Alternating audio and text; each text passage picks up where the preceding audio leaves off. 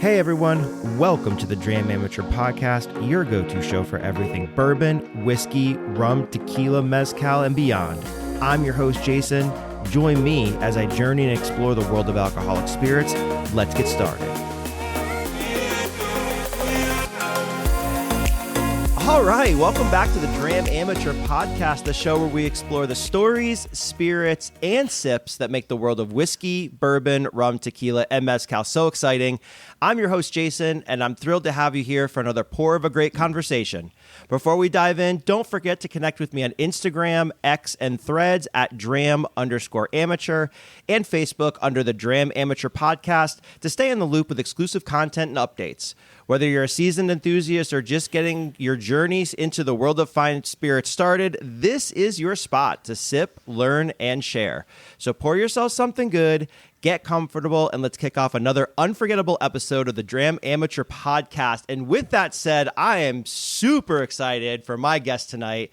Today's guest is a master of mood, mash, and the morbidly beautiful. He's the creative force behind Whiskey Morgue, the Instagram account where bottle photography meets horror cinema in the most cinematic way possible. We're talking perfectly staged pours paired with classic slashers, cult thrillers, and the kind of lighting that makes your whiskey look haunted in the best way. But he doesn't stop there at spooky. He doesn't stop at spooky visuals. He also is the voice behind the Whiskey Morgue podcast, where creepy lore and tasting notes collide like a horror movie climax. Whether it's a bottle of barrel-proof bourbon glowing under the flicker of The Shining, or a rich pour catching shadows in front of Halloween, this guy has built a whole vibe, equal parts eerie and elegant. So turn down the lights, pour yourself something dark, and cue the spirit box, because tonight we're entering the wonderfully horrific world of Mike, also known as Whiskey Morgue. Mike, thank you so much for joining the podcast. Jason, that intro was just absolutely epic. If people can just introduce me like that all the time, I'd be elated. Thank you so much for having me, man. You know, I'm a fan, so I'm super excited to be here. And as we just spoke before jumping on, sounds like we both need a drink for Friday Junior, and I'm looking forward to this conversation. Yeah, definitely, man. This has been. I've been following you for a long time. I got to know a little bit more about you, and I think I got connected through Nerds and Burbs on Instagram. Then started looking at your content, and I was like, damn, this is pretty friggin' cool. It's really unique, and we're going to talk about that. I got questions around all that. But as in time, then I forget who it was that posted a comment somewhere and mentioned you had a podcast, and I was like, no shit. I had no idea. And I think the one thing I've learned about this podcast community is that if you connect with other podcasters, I don't care what it's about or anything like that, there's a really big sense of community amongst all of us. So when I knew and learned that about you, I'm like, all right, I got to connect, got to talk to them. Let's support each other and go from there. So, man, it's been a long time, a few months, I think. But Yeah. I'm excited. I'm super excited to have you on. You're an inspirational podcast for me. Like I look up to you. Like it's really cool to see what you're doing. And we both have our little niche, which is really cool as well. So I really appreciate you coming on. Yeah, no, thank you. And I feel like we all have a little bit of imposter syndrome because, it's like, thank you, first of all, for even saying that you look to my podcast, because, I've been watching your stuff and listening to what you do. And there's so many things where I'm like, wow, I need to do that. Even like before we jumped on here, like I have this segment, I'm like, I need cool segments. So I feel, but the sense of community, and we could talk about it later, but I think like, this is like where we are the strongest. And I think we sometimes forget that a lot of us have daytime jobs. Yep. So, when we connect and we're like, you're doing a podcast, I'm the first one to offer help or like jump on or collaborate, just because like we're all in it together. And I don't think any of us are professionals right now making a living off doing this. So if we can help each other out, and at the end of the day, you and I get to hang out here, chat, and have a drink, which is nice. Yeah, which is awesome. It's fantastic. Definitely. All right, so let's talk about drinks, because I have one that I like searched around. I'm like, what? I'm like, this guy has like everything very unique with horror movies and pairing. I am not smart enough or clever enough to come up with a pairing to a horror movie, but I had something that I was like, okay, this matches a little bit. So let me hear what you have first, and let's go from that point forward. So I will say that to start off that I really gave this some thought. I was thinking about what I want to drink, but then what I do like is that you dive into a bit of everything. Now, I will say like whiskey is my thing, but I got started with rum. I love tequila, mezcal. So when finding your podcast and knowing that I got to be on here, it was nice to have like a wealth of opportunity to drink things. But then I thought about, being a Canadian, I often get questioned about, Canadian whiskey and whatnot. So I went with, I'll kind of like show two choices. So right now I just poured, this is Sons of Vancouver. Okay. And it's a rye, but they've included wheat in the mash bill, like 25% wheat. That's interesting. Yeah, supposedly it's, I don't know if it's been done before. I think they said it hasn't been done. I picked up a bottle to just first support distilleries who are doing it right in Canada. And this thing is beautiful. I think they're getting some distribution in the States. But yeah, I was like, if I can speak to like really good things happening with the Canadian whiskey scene, and we can get into more later. But like, yeah, this is one that I took a chance on it, picked it up, and absolutely adore it.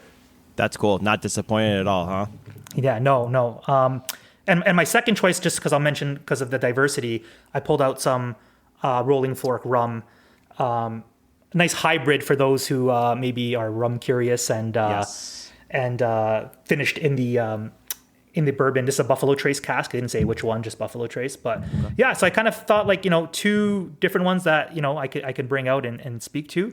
Oddly enough, I didn't really go with like a pairing route. Like I wasn't even thinking about movies, but it's always an option. I'm surprised by that a little bit, to be honest with you. I was like under pressure, and I was like, after my fiasco before this whole thing started, I was like, I am not doing this. With the rum, where's it from? What region is this? This is Foursquare. Okay, so everybody that is new to rum, right? If you want to, if you're into bourbon or whiskey, you want a starting point for a region to drink rum. It's Barbados. It's Foursquare. Start there. And then work your way through the regions, because every region's different. There's a lot of different ways to make it. There's different distillation processes, fermentation processes, et cetera, et cetera. So, but Barbados is probably the closest one to get you like into it going, oh, okay, I can explore this a little more and go that way. So don't go Jamaica first. You're going to like be like, what the hell did I just put in my mouth? That Jamaican funk, man, it's good. Oh, man. Yeah. Once you're there, but yeah, this has kind of been my gateway. Those who, think, or I always say they think they're stuck on just like whiskey or even bourbon if they go that specific. And I feel like there's enough familiarity there where you're like, oh, I see those notes, but like you said, yeah, just perfect introduction into Foursquare in general, but then especially this one where it's finished in the bourbon barrel kind of adds a little bit more to it. Yep. I've got one like that finished in a Weller 12 barrel. So it's got a little Weller sleeve and all that stuff. It's pretty cool. Nice. Yeah, cool.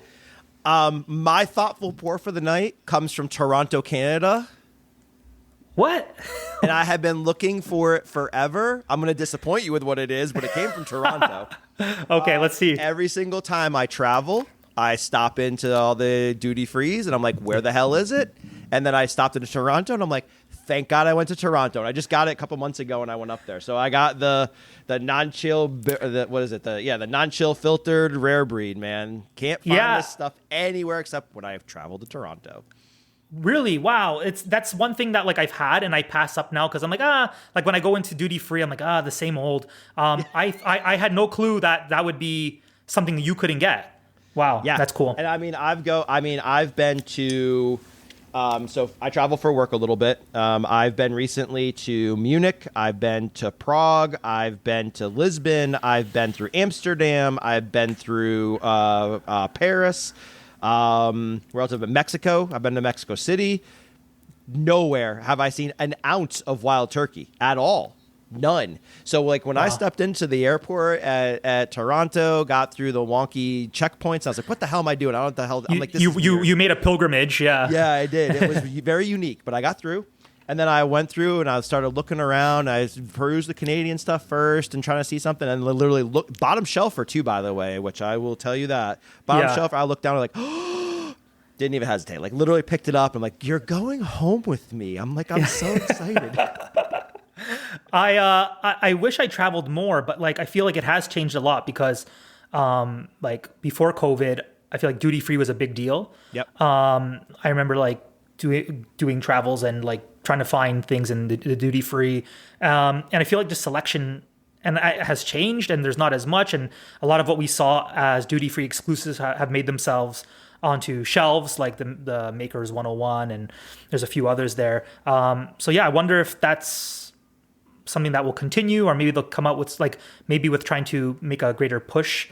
We'll see more stuff show up in duty free. But yeah, I love that hunt, and I'm kind of jealous that you get to travel around and pop into these places and see what you can find. Yeah, it was cool to find that. I mean, I've already put a pretty good sized dent in it too, about a half of it. Like I said, nice. I think it was March. Was I up there in mid-March? I want to say mid to late March I was up there. So I already put a pretty good dent into it. So I was pretty happy about that. I got a buddy who's in Tokyo right now. I told him, I said, everything wild turkey, just bring it home with you. Like, yes. I will pay if you need to buy a luggage bag to bring home like wild turkey 12 or whatever. I'm like, I will pay for your luggage bag to even bring it home. I'm like, bring it all home. That's like me right now. I have this ongoing thing, and I'll do it here anyway. Might as well. If there's one, like, it's not even a particular bottle. If I can get any pick from the Stanley Hotel in Colorado, just with the whole Shining connection. And it's crazy because I've made so many friends on here, and community is great. You mention something even passively, and someone DMs you and they're like, I got you. Don't worry. I know someone. And that's always cool hearing like you and Nerds and Bourbon kind of talking too, and that aspect. And, because he's a mutual friend, like I know exactly how that is. But yeah, I'm like anyone in and around the Stanley, like you don't understand, like I will pay convenience fees. I will do whatever I got to do to get one. I've emailed the Stanley and I'm like, please, like this is my shtick. Like someone help me out. I know you don't usually ship, but what does it cost to like get you to send something? So that's my Tokyo right now. Nothing wrong with that, man. No, yeah. That's cool. I heard that they did picks, and that would be a very unique thing to have for sure. Absolutely. I mean, it's iconic, especially for you, right? With everything you're into, I think it's perfect. Yeah, there was a Jack Daniel's pick where they got it engraved on the side. It was like all work, no play makes Jack a dull boy. Way. Just repeated on the side of like a Jack Daniel's single barrel bourbon. And I was like, yeah, like imagine having that. Like that would be my prized possession. Some people want BTAC. Some people want limited releases, limited editions. And I'm like, no, just give me a Stanley Hotel pick. Yep. No, that'd be awesome. That'd be great. Well, you ready to jump into some questions? Because I hopefully got some doozers for you that you can think about and ponder on. All right. I told you I didn't want any heads up with this either. I just wanted to come in and have you throw questions at me. I hope I stump you enough. I try to make them a little thought provoking. I really these things, I sit down for a couple hours, write them, step away from it, revisit them again just to make sure, delete some, put some in. I'm like, it's a lot of fun. So that's awesome. Let's jump in. So a little bit about you, right? So a little bit about who you are, your origin story and stuff. I want to share a little bit about that with the audience because I think that's important as we all are influencers and we all grow in different ways. Mm-hmm. I think it's interesting to hear a little bit about your story. So the name Whiskey Morgue's pretty visceral. It pulls at you in like immediately, honestly, immediately. Was there a specific moment or idea that crystallized that name for your Instagram and podcast brand? Yeah, so cool story behind this is like I was kind of stumped with names. I knew I wanted to do the horror and whiskey pairings, and I had a whole sheet of names. And growing up, I used to read like Rue Morgue magazine, and I love the idea of like the morgue, and then the idea of like, well, what do you do in the morgue? Like this is where bodies are held, and like essentially like, fluids are drained, and there's I guess like the autopsies and all that. So I thought like, well, that's what I'm doing with the whiskey is I'm kind of like dissecting it. I've always prided myself on opening everything, like sharing it, drinking it. So the idea that like every bottle kind of ends up in the morgue eventually. And I remember like getting my first like BTAC bottle. It was like William LaRue Weller. And immediately I'm like, well, I'm opening it. Like there's no question about whether I'm going to hold on to it. I don't want it collecting dust. And it's kind of like this ethos that I've carried the whole time. So I liked, the name sounded cool. It's kind of influenced by Rue Morgue, who now I work for, and do work with them, which is kind of cool. And I've given them the nod. But yeah, that's how the name came to be. Very cool. Who is Rue Morgue? I don't know anything about that. So Rue Morgue magazine it started off as just solely a magazine, but they've been around since the 90s. And it's typically been them and Fangoria, who are like just kind of cutting edge horror journalism, reviews, like trending topics, industry, music, like just it's all more like an arts and culture, as much as like it is about like a lot of movies coming out and whatnot. They really do highlight like even podcasts and indie artists and all of that stuff. So in the recent years, they've kind of tried to push video format. As with everything, it evolves. And and that's where they kind of approached me and said, like, we like your angle. What if we kind of adopt some of that and put into video content? So with them now, I kind of do, it's called Horror on the Rocks. And what I do is they came up with that name. That wasn't me. But they're like, we're going to do Horror on the Rocks. And which was cool because like you, it got to open the door because as I started doing Whiskey Morgue, I'm like, yeah, but I drink rum and I drink gin and I drink tequila and I drink all of these things. But for a while, I felt kind of like stuck in this box that I've created Whiskey Morgue, and it's whiskey, and particularly a lot of people like bourbon and kind of like the circles that I'm in. So Horror on the Rocks was great because I'll pick a theme. So it could be like one of the recent ones was killer machines, and I'll just pick like a top 5. And I always pick a theme, pick my favorite 5. I put them in order, but I don't even know if I'm really ranking them. And then I do a pairing, and I try to like associate a cocktail with it as well. So it kind of opens it up to more, it casts a wider net with like people who might want to share a drink. I've even done mocktails on there and like with some like 0% stuff, which was fun. But yeah, it's complete open up the door and really let me like figure out how I want to exercise like my spirits pairings, but then also gave me an opportunity to connect with like the horror community a little bit more. And that kind of all built up to even like recently doing the podcast. That's cool. That's cool. You obviously have a lot of creative energy in you, which I do not have. So I am very envious of that. So that's it's really cool to see that. And I think that it shows in what you do, right? I think it shows definitely in like where I see you on Instagram. It shows in your podcast for sure, listening to your podcast, the guests you have on and how you engage them.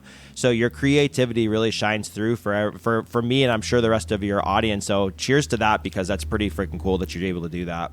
No, and even like, you know, when you mentioned that you sat down with questions before jumping on here, like that's the same kind of like energy and care that I put into it. And I respect what you do as well, because I think like, you know, like you can have any guest you want, you can have any audience, but like genuine connection and like you said, like a passion for what you're doing really shines through. So I don't downplay what you're doing. I think the creativity is there. And I mean, like you've been doing a great job because for me, it's always been about connection with people.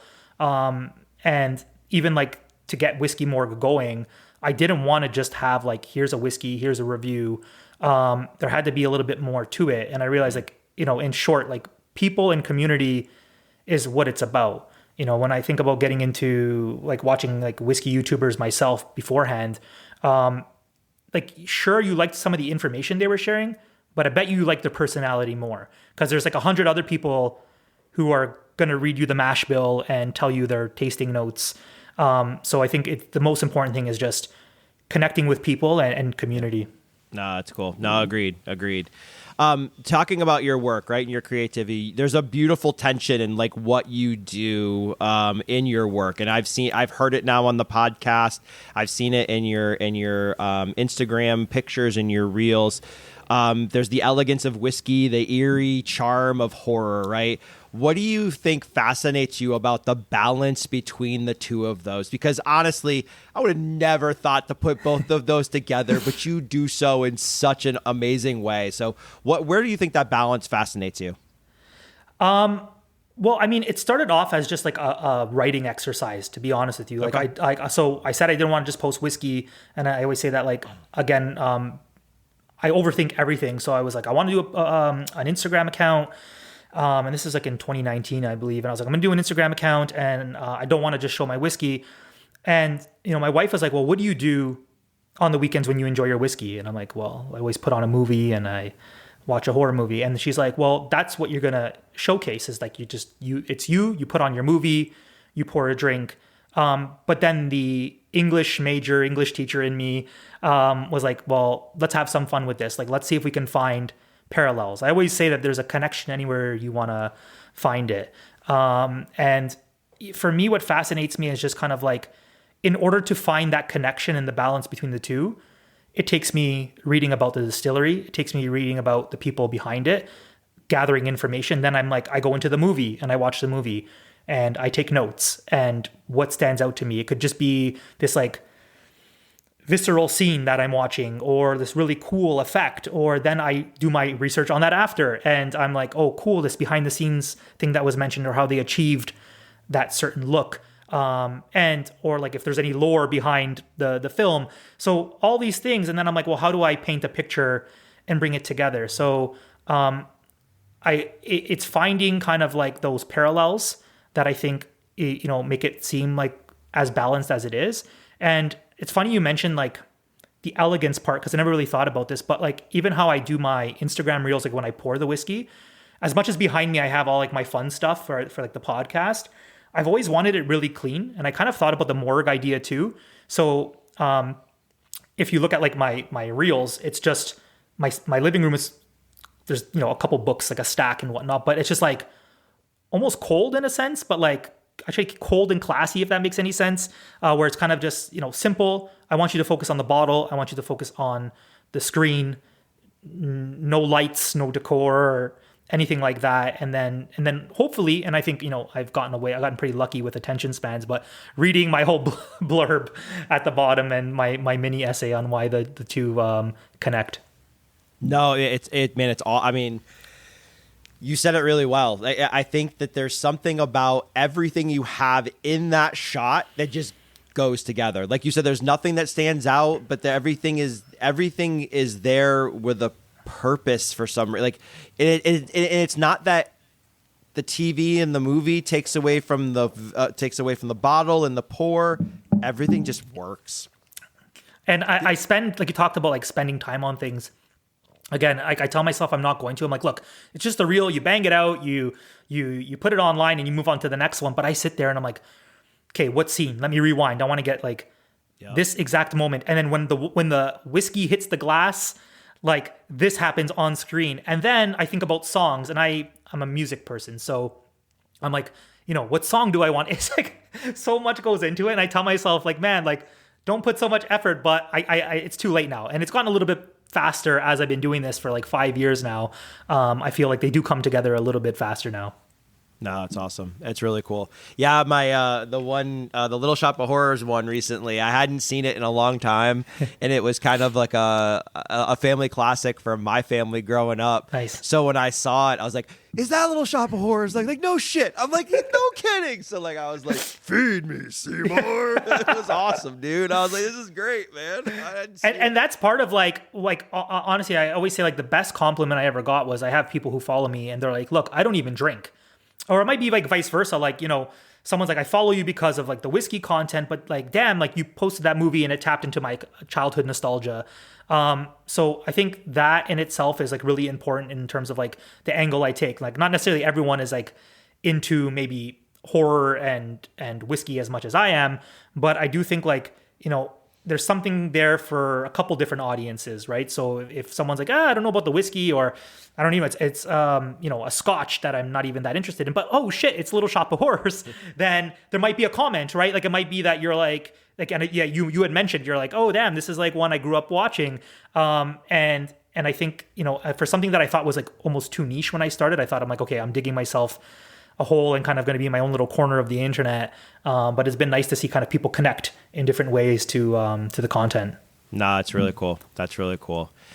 So let's jump into next question. So if your Instagram feeds your cinematic universe and is your podcast the director's commentary, how do you feel the two of those platforms like kind of feed each other? Yeah. Okay. Man, this is a really good question. I'm glad that you. So yeah, I feel like when I first started Whiskey Morgue, I wanted to be, like I said, a writer, like a creative writing activity, and I always joke that I didn't want to be on screen. And here I am doing video content and podcasts, but I wanted to be that, and then I felt like, okay, it's cool. It's almost like an academic deep dive into the whiskey, and I try to make it playful so it's not dry, but it's in the whiskey in the movie.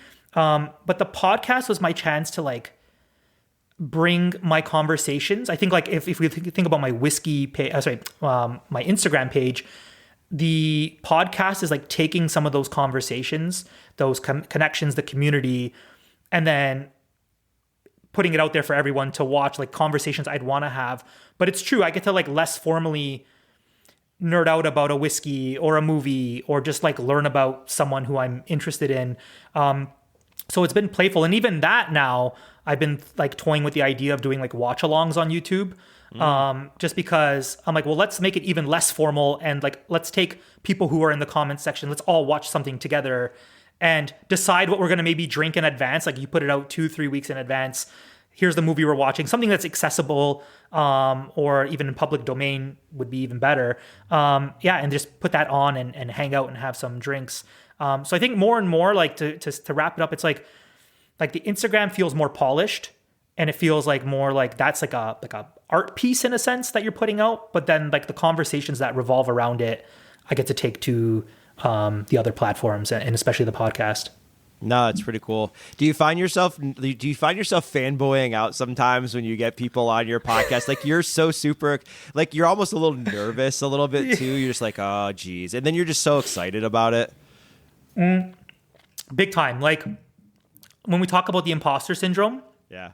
Part of me is like, okay, man, like you've worked really hard for many years to make connections and, things are finally kind of coming together. But I think back to myself, I'm like, or in the moment, I'm like, how the hell do I have this person on here willing to like chat with me about this? And there's been some like really cool experiences, like, my connecting with like Under Oath, the band there, like, growing up, man, like as an angsty teen, I listened to Under Oath albums all the time.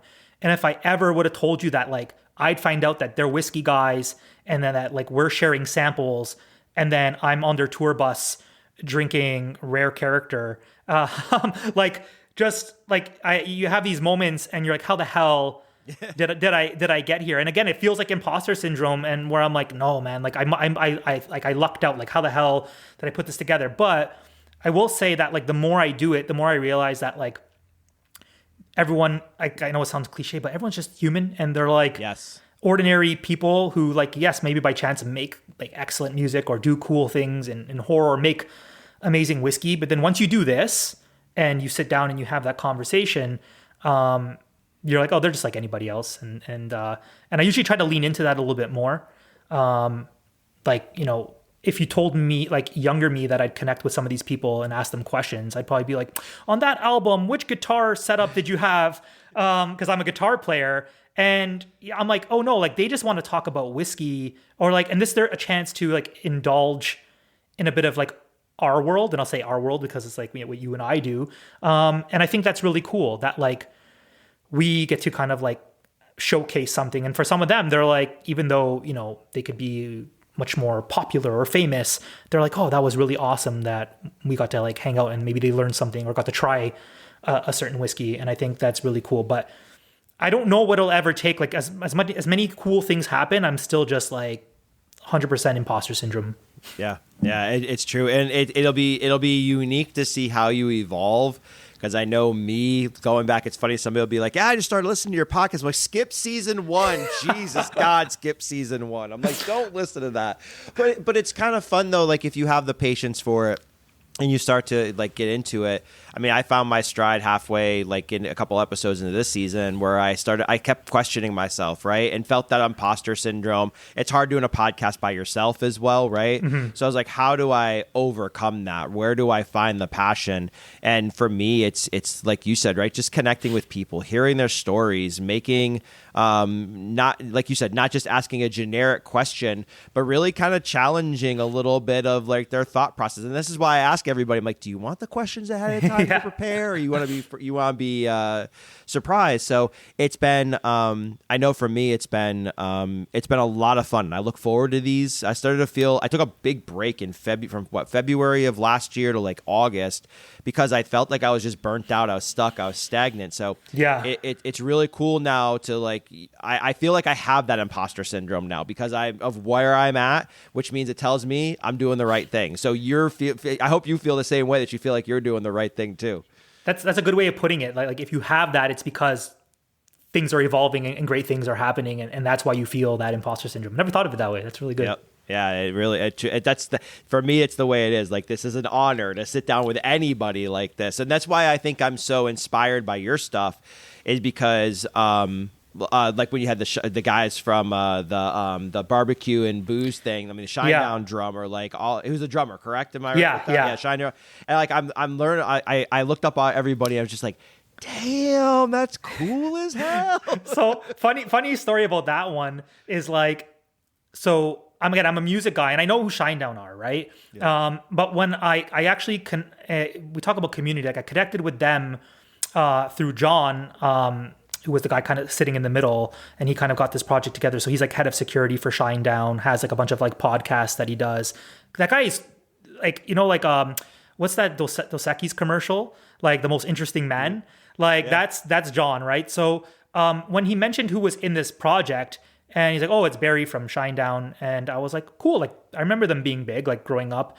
And then because I connected with them, like I started following them, and I was like, holy fuck, did they just sell out Madison Square Garden and Bush opened for them? What? And like, and it's funny because like, here you are, like we're just having a conversation about like their piloted TV show. And Barry's just so excited to talk about beer and whiskey and like these investigations and local eats. And even though there's like Barry, who's like playing out to 20,000 people on stage and is like this mega rock star, it's just so like humbling to see like him just hang out and talk to me like and have drinks. So yeah, it's really cool that way. But like if I look at how that whole thing came together, it's really just connections and community. Yeah, no, it's cool. That's really cool. Yeah, I mean, I think I've seen Shinedown concert 4 times, I think. Oh wow, nice. It's been quite a few. So like I remember when you posted, I think on Instagram first is where I saw it, and I saw his picture. I'm like, that's the damn drummer from Shinedown, isn't it? And then sure enough, like I started listening to the podcast when I was driving out to one of my liquor store I go to. It's a Ways Away, my favorite one. And I started listening to it. I was like, holy shit. And I started listening to like, what they've got going on. And I'm like, this is cool as hell. Like I need to watch this freaking show, man. It's pretty neat. Yeah. I mean, yeah. And it was funny because like as much as like, I was fascinated about Barry being a rock star, it was like the project that was the absolute coolest. And all 3 of them are like successful and don't need to be doing or putting their time and money and investment into this like TV show. But you could tell they're nerding out over it and they love it. And, and they kind of even mentioned too that they're afforded that opportunity. But at the end of the day, like everyone wants to kind of have their side project or fun. Doesn't matter if you're in one of the world's biggest bands, you still want to nerd out over whiskey. Or if you're like working for a Fortune 500 company and you're successful, you're like, I still want to jump on at night and have a podcast. And by the way, that's not me. I say I'm the teacher, but yeah, you just want to hang out with people and pursue your like kind of hobbies and passion projects, right? No, that's cool. Hey, lean into the joint horror movie drinking thing. I would sign up for that. That's cool. That's cool. Yeah, I definitely will do that. No, that's awesome. All right, I got a softball one for you. I feel a little easy. If you could collaborate with any horror figure, artist, photographer, or otherwise, who would it be and what kind of project would you envision? Damn, I don't know if that's okay. Maybe it's not so easy. I always think these things. I'm like, this is gonna be boring. I'm like, good no. Okay, like in terms of like collaborating, I'm trying to think like even beyond just like you mean like Whiskey Morgue, like even like podcasts or just like working on a project. Whatever the hell you want to do, man. Sky's the limit. Oh man, I don't know. Like I feel like with the just off the cuff of like when we were talking about like brews and barbecue there, I not like that I want to do a paranormal investigation show, but I won't lie. Like one of my guests that I wanted to have on is James Jude Courtney, who they collaborated with, and he was Michael Myers in the last stretch of Halloween films. Okay. So he did like the 2018 and then the trilogy there. Fan of the movies, obviously. I'm a big Halloween fan, but I found out like he's a whiskey guy. He enjoys a cigar, and I was like, well, as soon as you hear that, you're like, well, like I want to make this happen at some point. But yeah, I just envision like I know it's kind of like a lame answer because like you're giving me the right to like do any kind of project, but like it's no such thing. Yeah, I think you know what, like it would be okay. Here we go. Now we're just gonna put this into the universe and like manifest this. So I think if I could do like just like visiting distilleries with like horror icons, and like James Jude Courtney would be one of the first ones, because I know he would be like really leaning into the nerd side of whiskey and like the processes that happen to make the whiskey. But like it always comes back down to like a table and drinks and conversation. But I think it would be cool to feature distilleries and do that. I mean, like I always try to look if like John Carpenter's old. I love John Carpenter. If he drinks, but like, yeah, I would love to just like pick his brain. There's so many people where like there's a lengthy list of people I just want to talk to. But yeah, I think the creative part would be then maybe getting down to distilleries. I always joke that I've been doing this for years. I've been like into whiskey and bourbon for 10 years almost, and been doing this for 5. And I've never been to Kentucky. Never done any of the distillery tours. And here I am, and people are like, come out, like we'll host you. Like we're fortunate now. You make friends and connections, and haven't taken advantage of it. So maybe the first time I do it is when I host my own damn like YouTube show where I'm hanging out with horror legends and going through distilleries. Did you put that on your thought board? Like, did you literally just write that down? Because it's going to be now. Yeah. I'm like, that's a pretty fucking cool idea, man. Yeah. I'm like, that you're onto something. I'm like, that's cool. Yeah, that'd be pretty cool, because I think you bring all of your passions together, and then you're bringing somebody else into like their passions as well, and maybe exploring it a little bit more too. So that'd be really cool.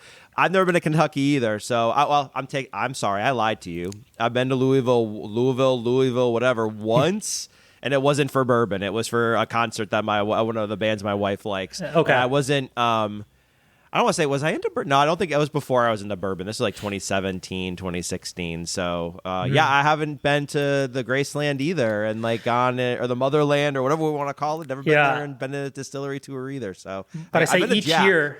Jack's close to me. Jack's like 3 hours from me. So I've been to Jack 4 times. Well, outside of that, that's it. Yeah, I say that with each passing year, though, it becomes more daunting planning like a Kentucky trip, because there's places you want to visit and you realize you're not going to do it all, even if you took a week. Like, and I would likely be doing it in like a 3 or 4 day kind of stint, but like you're not going to do everything. So then you got to pick out like where, like maybe 2-3 places you want to visit. You can cram maybe a bit more, and then you've made friends along the way. So you're like, okay, I want to reach out to so-and-so and them. Yep. And there's some people where like, I know I'd be invited to the dinner table with their family. And so, yeah, it's just like with each passing year, I think this year it's going to happen. Fingers crossed. Good. Like, but yeah, it does become a little bit more daunting with each passing year, that like, what that's going to look like. And I always reach out to like my friends who are in Kentucky. I'm like, okay, you're gonna have to help me build an itinerary, because logistically, I don't know how any of this works, because they're like, oh, no, you're not going to here and there in the same day. So, maybe I'll get some guidance along the way. No, share that with me when you get it, because I do the same thing. I'm like, where's the map? Where the hell is everything? And you're like, okay, there's pockets over here, and then there's pockets here, and you got to figure it all out. And my wife's always like, well, what do you want to go visit? And I've got my list, right, of the ones. And then I have no idea where the hell they are. There's probably, like I said, here and here and here and here. And I'm just like, in your mind, you hear like Bourbon Trail, and you think there's there's like this road or this path, and you're going to like hop, skip, and jump down this like path. You're like, oh, here's this. Yeah. Hey, friends! Oh shit! One of these days we'll make it. I'm glad I'm 3 hours from Jack, which is fun, or 2.5 hours from Jack. Yeah. Which is cool. I love you, Jack, but you never have anything cool in your gift shop, and you don't drop Jack Daniel's 14 when I'm there. So love you, Jack. I'll keep coming back, and you're my favorite. But at the same time, give me something special sometimes. So, yeah, anyway. You always hear about that fun about like the gift shop and what shows up that day, and people. Yeah, like Wednesdays when I'm working, I'm like, yeah, no, that's not happening. Oh man! All right, so something a little different outside of this, just kind of mix it up a little bit. So what's a guilty pleasure that always brings you joy? Perhaps something unexpected that fans might not associate with your artistic persona. Oh, another good question.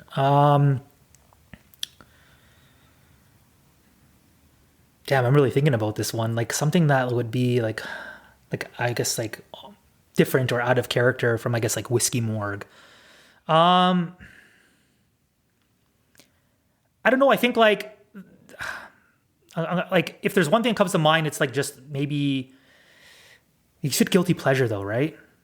I said, what's a guilty pleasure? Yeah, I think anything that brings you joy that people may not associate with you, right? It doesn't have to be a guilty pleasure, but there's something that you do that you're just like, nobody even knows I do this, but I have a blast freaking doing it. It has nothing to do with my brand. I take a lot of bubble baths. Like it's like some of my best ideas, some of my best pairings have come from like a good bubble bath. And I think like, I'm a very I always kind of joke that like I wanted to build a persona of like, I think of like masked characters when I was doing Whiskey Morgue, or like I joke if you're a wrestling fan, like the Undertaker, like who is Whiskey Morgue? And I'm like, yo, I'm over here. Like I take care of my daughter. I took a bubble bath earlier and like brainstormed some ideas. And I might've watched a movie with my wife where I cried. And I think like I'm kind of like a really emotional person. I wear my heart on my sleeve. Yeah, I think like, I've had that kind of conversation before with people where like maybe they didn't know me, or like, especially earlier on when I wasn't showing my face as much, and they're like, you're not quite what I expected. Like, even though I have like some of the look, I have like tattoos and stuff like that, but then they kind of get to know me and they're like, oh, you're kind of like an emotional softie. And I'm like, yeah, 100%. Like that's who I am. That's cool. No, that's awesome. Yeah, we all have that side of us that everybody's just like, and it's funny, like I don't like to throw myself on camera either. So that's why like I'm not front and center in a bunch of reels, like, with a camera in front of my face going, hey, how you doing? It's just not who I am. I need to be like that because I think it would help me a little bit. But we all have that little something that nobody really knows about. And it's kind of cool to get to know you. And bubble baths are cool. Listen, guys, let me hold on a minute. If you don't want to take a bubble baths or baths in general, dude, try it. It's relaxing. Yeah. It's thought-provoking. You just chill the hell out. It's kind of been this like, it's been this like ritual that like from when I was in university that like I would, my brain runs 1,000,000 miles per hour. And like, say I'm thinking about like my next pairing or content that I'm making, I'll kind of like, I'll hit a wall and then I'm like, it's bubble bath time. Like I need to like, or a shower if I don't have the luxury of like, doing that, and I just need a timeout. And there's something like soothing and therapeutic about like the water and just like calming. And then I'm like, I got it. And I did that from university where I'm like, okay, I'm working on a thesis. I don't really know where this is going. I kind of have some ideas, and then usually some of my best work comes from that bath. That's funny.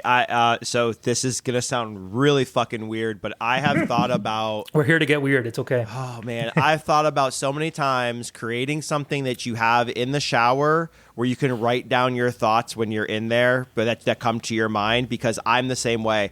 I'll get up, I'll shower, and like 1,000 things are going. And it's like clarity for some reason. It's really effing weird because otherwise my brain's all over the place. Yeah. I get out of the shower, I'm literally running to my phone, like just jotting things down, and then send, and then I'm just like, okay, cool, I'm done. But I'm like, I need a pad or a pen in the shower, and I just write things down on there. That'd be freaking genius. Yeah, and I think it's just because it's like the older you get, and if you have family and you're taking care of 1,000,001 things, it really is like the only time out that you get. Because even arguably, if like, I will say, okay, like at night, also is like when I kind of get creative too, like put my daughter to bed, have a few moments, like if I'm lucky, I have a bit of time to like, put on a movie or sit down. But yeah, we don't get too many moments of like clarity or just like being able to like chill out. And then that's where I feel like the dust settles and then some of the best ideas come together. No, that's cool. That's cool. All right, some different stuff here still. We're going to continue down that road. If you had to create a limited edition whiskey inspired by your brand, what would it taste like, and what would the label look like? Oh, that's cool, because I've thought about, without going off on a tangent, like before the world got weird with like tariffs, I'm friends with like an importer for Canada. And I was thinking about single barrels, and there's like a portfolio of brands that he worked with. And I guess like the more like feasible option, like I'll start with maybe a dream one, like a feasible one and then like a dream one. But the feasible one was, I love Starlight. I love the Starlight family. They've been amazing. And one of the few who put out like a really good Bloody Butcher that I enjoy. And I'm like, okay, the name alone is there. And they lean into it a bit with like the coloring and whatnot. So yeah, I would just love to even like modestly like have like a Bloody Butcher Whiskey Morgue pick. And you know, I don't know, I'd have to have some fun with like I said, people have like played off The Shining and whatnot. I don't know what movie. I'd have to go with like something super grotesque. Like maybe I'd go with like a Terrifier, Art the Clown, and or like maybe I could really go like on the nose, like Children of the Corn type. That's what I was literally thinking was Children of the Corn, bloody corn, especially with the fields and starlight. Yeah. But yeah, Bloody Butcher would be cool. And like, it was in the talks but like, that's not going to happen because this was like in the new year that we got the ball rolling. And like, we were talking to Andrew, the single barrel coordinator over at Starlight. But that was like modestly just like a really like this dream project, like of doing my own first single barrel ever. And just because like Starlight, I really do consider them family. Like they've been great even in like early on when I wasn't really anything on here connected with me, were super supportive. I used to do Instagram lives, and like they were always open to working together. So yeah, but in terms of like what it would taste like, man, like I do like when I think of like old whiskey, like old bourbon especially, like I like when you tread in the territory of like that oak funk. And I know it's like a very dangerous place because it can go south really fast. But the flavor profile that I'd be chasing, I got to taste, I'm super fortunate. Because of COVID, there was an online whiskey tasting that a Canadian company offered from Heaven Hill. And they gave us like 6 cask strength offerings. And it was like unreleased stuff. And one of them was an Elijah Craig 18 at 71%. Holy shit. Yeah.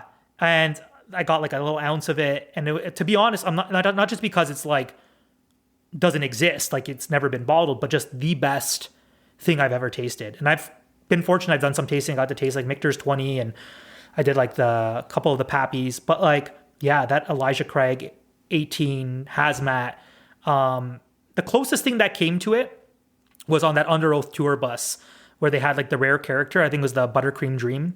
Okay. I know that it's kind of been circulating, people talk about this Buttercream Dream, like their Brook Hill, it's like the Brook Hill Buttercream Dream. And same thing, like hazmat, but like buttery and sweet, but then like this really nice like oak funk. And I feel like it's really rare and hard to achieve, but when it does happen, it's really special. So that's like the dream one. So that's cool. It's Terrace fucked it up for you. Yeah, I mean it's messy. Damn, and I'm very US, son of a bitch. It's you know, it's so it's just so like muddy and it's a weird time right now. Yeah. I mean, let's just, we'll call it what it is, right? Yeah. It is, I don't care who the hell you voted for. I don't give a shit. Yeah. It's just a very weird time right now. And it's not easy. I'm not going to get political. It's just not easy for businesses. It's not easy for commerce. It's not easy for the global economy. It just sucks. Yeah. And I think like it was been interesting being a Canadian who like does a lot of like bourbon content. Because I've had a few people who've kind of called me out and being like, hey, like you're Canadian and this and that. And I said, listen, when you're this deep into the community and industry, like it's more nuanced than that. You know, friends of mine work in distilleries. Do I want to see them lose their job? Like, I get that there's like larger political games, but like, fuck, we're all just pawns in this thing. And I'm like, you know, I care about people. Again, like you said, I don't care who you affiliate with and whatnot, but like, I don't want to see my friends lose their jobs. And I know like if a distillery takes a hit, like I said, things have been kind of like a little bit rocky right now. And I feel like just like I want to see whiskey thrive. I want to see bourbon thrive. I want to see that like this cool stuff like this, like Sons of Vancouver, which like I'm nerding out about. Like I want to see that get into the States and, you know, and have this exchange of whiskey and everyone's thriving. But I've been fortunate because my brother-in-law is... he's from the US, but like right now living in Canada. But he's back and forth all the time. And he has a US address. So he goes over the border every few weeks into Niagara Falls. So I've been fortunate that like I've set that up as an address for me when ordering online, or like friends want to help me out or companies want to send me a sample. I'm fortunate that I can give it a US address, still get some of that stuff. Because as of right now, everything whiskey that's US whiskey related in Canada is wiped off the shelves. Is it? Yeah, that was going to be my next question to you. It's funny you went that way. Is like, what's it like? Like, pre this bullshit, right? Like, what was it like? Was it the same thing? And obviously now I know how you get your stuff, which is cool. But has it been like that forever? Or is it just something new that's kind of happened? Yeah, I mean, like, I always said, okay, so like pre-tariffs, being in Canada is like a blessing and a curse because, so I got into whiskey like more seriously, I'd say like 2016, 2017. But I'd say from 2014, I was like dabbling and I didn't really know. I was like getting old fashions and like buying Bullet, throwing it on like an ice cube. And I was like interested in what was going on, but like really figuring things out. And when I got into it, I mean, obviously like times have changed, but in Canada, the one thing was that there wasn't a lot of variety, especially when craft stuff started taking off. Like you wouldn't see a lot of that coming in. But we did have a lot of like, the legacy distilleries like, Buffalo Trace and Heaven Hill, and their stuff could be found on shelf like several times a year. Like when we get Weller Antique in, there'll be a couple weeks where you're like, okay, I'm going to go to the store and buy a couple bottles of Weller Antique, and it's 65 Canadian, which is like, God, like our dollar's so bad right now, like 45 US, and Blanton's Gold. So here I am, like in some ways I was privileged because I've had 4 bottles of Blanton's Gold that I drank through. I've had like Weller Antique. It was like, people be like, what's your daily sipper? I'm like, oh, Weller Antique. And they're like, listen, asshole. Yeah, listen, asshole. And I'm like, but that's what we know. But that being said, when like going into kind of like COVID, where like I feel like a lot of people, there was a little bit of disposable income where people had the opportunity to kind of splurge, and we saw these craft distilleries emerging. I was like, oh, I'm missing out on all the fun. Like I just go to the LCBO, which is like our liquor board of Ontario, and I'm like, well, I've had like Weller Antique, like I love it. It's my daily sipper, but like I want to try these other things. I want to venture out, and that's where things started to get better because like Ontario, where I live, it's provincially run, so it's limited that way, but Alberta's kind of an open market. And my friend Gene, and when we talk about like jobs being impacted, left his job, 5 years built up like to bring American craft whiskey into Canada, and finally got the ball rolling. He was the first to bring Penelope into Canada. So when Blue Run was the shit, he brought Blue Run in. So Starlight, Penelope, Blue Run, Smoke Wagon, like you name all, like New Riff. Even like I got this bottle because this was his pick. Actually, no, the irony. Okay, this is Gene's like Northern Bourbon's like Rolling Fork pick. But yeah, so he got this going, and finally people in Canada were like, oh my God, we get to enjoy some of this craft stuff, and we're not just limited. And then all of this shit happened, and essentially he's out of work for the foreseeable future until shit's resolved, and it's just been like really unfortunate. So that's when people talk about like, here's a Canadian. So check this out. Here's a Canadian who essentially lost his job because we're not allowed to bring U.S. whiskey into it. So when it's like a fuck you U.S. or fuck you Canada, everyone loses. Everyone fucking loses, and that sucks. It's stupid. It's the dumbest thing ever. It's like, guys, give it a break. All right, we're gonna move off that. But no, I feel for your friend. Hopefully things change, and that's the thing. It's like, everything will change in 3 to 4 years. And who knows what the hell the next thing will happen. I'm like, can we just find common middle ground? Why we gotta be so left, right? Like, how about somewhere in the middle where we all just have fun, play around, and everybody's happy? Like, Jesus. Yeah, and you know what? I will say this: like, if we want to bring it back to like bourbon whiskey community, spirits community, we should just say at large, it's a nice escape because I feel like, at least from my interactions, I don't often see too much bullshit like that on there. And it's cool because everyone can come from all sorts of walks of life or religious, political beliefs, doesn't matter. And you're like, hey, we're all here to kind of like enjoy together. And, that's why I enjoyed it. And I think it is this kind of like nice escape. But I'm glad because there's many times where I'm like, is it going to be this good for like, I feel like we're in a bubble. Like, and like everyone's like, hey, good for you. Like, you get the odd asshole, but like for the most part, everyone's like supportive and really like what you're doing. And let's collaborate and let's be friends. And it's a really nice corner of the internet. Yep. No, maybe because we're all drinking. Or we're just imposter syndrome and excited to do this shit every single time. One of the two. All right. That's a wrap on part 1 of my conversation with Mike. You can check him out on Instagram at Whiskey Morgue, and you can also check out his podcast, the Whiskey Morgue podcast, wherever you listen to all of your podcast episodes. Before I close out this episode, I want to give shout outs to supporters of the channel, podcasts that support me and listen to me, Sean and Justin over at Smoke and Sounds Pod, Rob and Al at the Lounge Life Podcast, Jim and Lindsay at Children of the 80s, and of course, Mike, host of the Whiskey Morgue podcast that we just got done interviewing. Followers that support me, check out Mr. Given on Instagram. Check out Kyle, Nerds and Burbs on Instagram. Michael, Pints, Pipes, and Drams. Check out Logan, 2_cigar. Adrian, Planet Mezcal. Check them out. They're huge supporters of the podcast and my Instagram channel, and I wouldn't be here without you guys. So cheers to you guys. Thank you so much.